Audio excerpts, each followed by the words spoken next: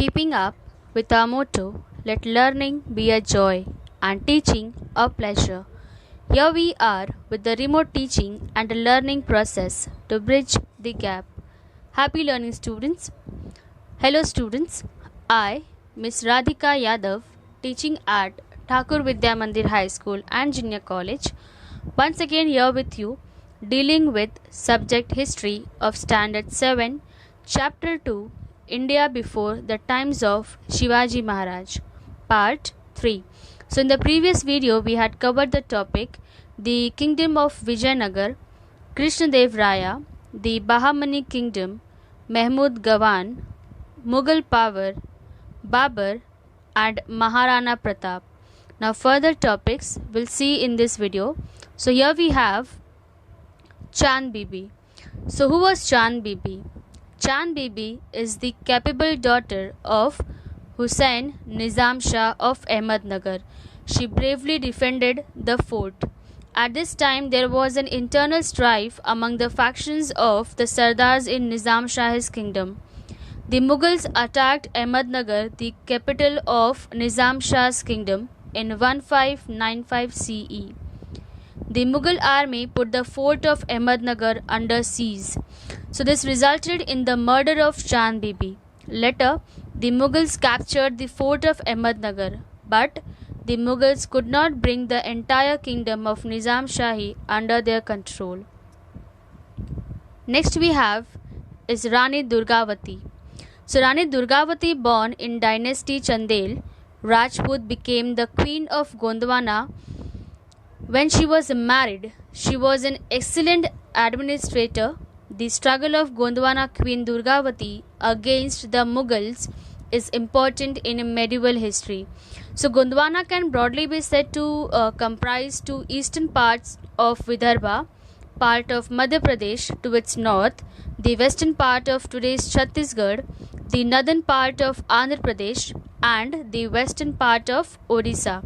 So after her husband's death, Durgavati let down her life while fighting against Akbar, but she did not surrender. Akbar was a well-versed and vigilant ruler. His religious policy was liberal and tolerant. He gave equal treatment to people from all religions. He founded Din Ilahi by incorporating noble principles from all religions, but never compelled anyone to adopt Din Ilahi. Next we have is Aurangzeb. So Aurangzeb won the war of succession against other sons of Shah Jahan and became the emperor by detaining his father in 1658 CE. Dara Sukho, the elder son of Shah Jahan, was famous for religious tolerance. He translated more than 50 Upanishads in Persian language. When Aurangzeb became the emperor, at that time the Mughal Empire extended from Kashmir in the north up to Ahmednagar in the south and from Kabul in the west up to Bengal in the east. To this, Aurangzeb added Assam in the east and the regions of Adil Shahi of Bijapur in the south and Qutub Shahi of Golconda after he ended these kingdoms. Next we have is conflict with the Ahoms. So in the 13th century CE, the people of the Shan community settled down in the valley of river Brahmaputra. They established their kingdom there. They were locally known as Ahom people. Students, make a note over here. Who were the Ahoms? So the people of the Shan community settled down in the valley of river Brahmaputra. They established their kingdom there and they were locally known as Ahom people. So while Aurangzeb ruled, the Ahoms had a prolonged struggle with the Mughals. The Mughals attacked the Ahoms region. The Ahoms united under the leadership of Gadadhar Sinha.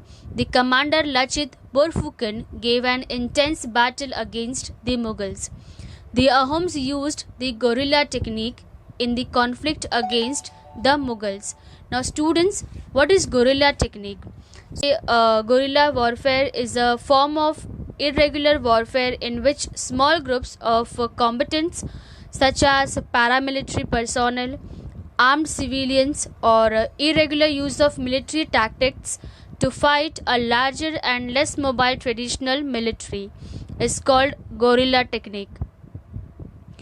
So, in the conflict against the Mughal, the Ahoms used the guerrilla techniques, and it became impossible for Mughals to create a strong base in Assam. Next we have is conflict with the Sikh.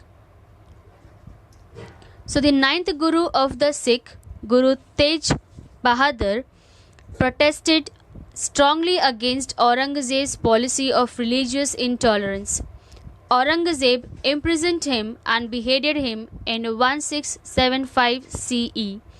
After him, Guru Gobind Singh became the Guru of the Sikh.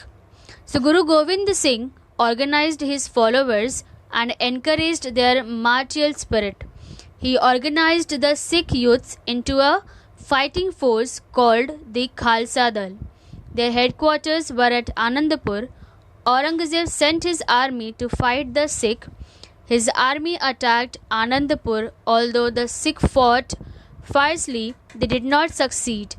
After that, Guru Gobind Singh came to the Deccan in 1708 CE. There was an attempt on his life when he was at Nanded. Next we have is conflict with the Rajput. So Akbar had secured the cooperation of the Rajput with his policy of amicable relations.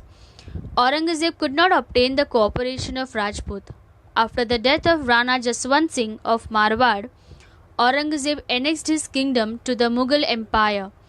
Durgadas Rathod crowned Jaswant Singh's minor son Ajit Singh as the king of Marwar. Durgadas Rathod fought hard against the Mughals. So Aurangzeb sent Prince Akbar to Marwar to crush the resistance of Durgadas. Prince Akbar joined hands with Rajputs and rose in revolts against Aurangzeb.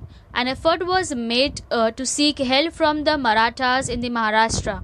In this revolt, Durgadas Rathod continued his struggle against the Mughals for the existence of Marwar. Next we have is conflict with the Marathas. So in Maharashtra, Swaraj was established under the leadership of Shivaji Maharaj. In this effort, Shivaji Maharaj had to fight the Mughals too, along with the other enemies. So Aurangzeb came down to the Deccan after the death of Chhatrapati Shivaji Maharaj with the intention of conquering the whole of South India. But the Marathas offered stiff resistance to Aurangzeb and defended their independence. Thank you, students.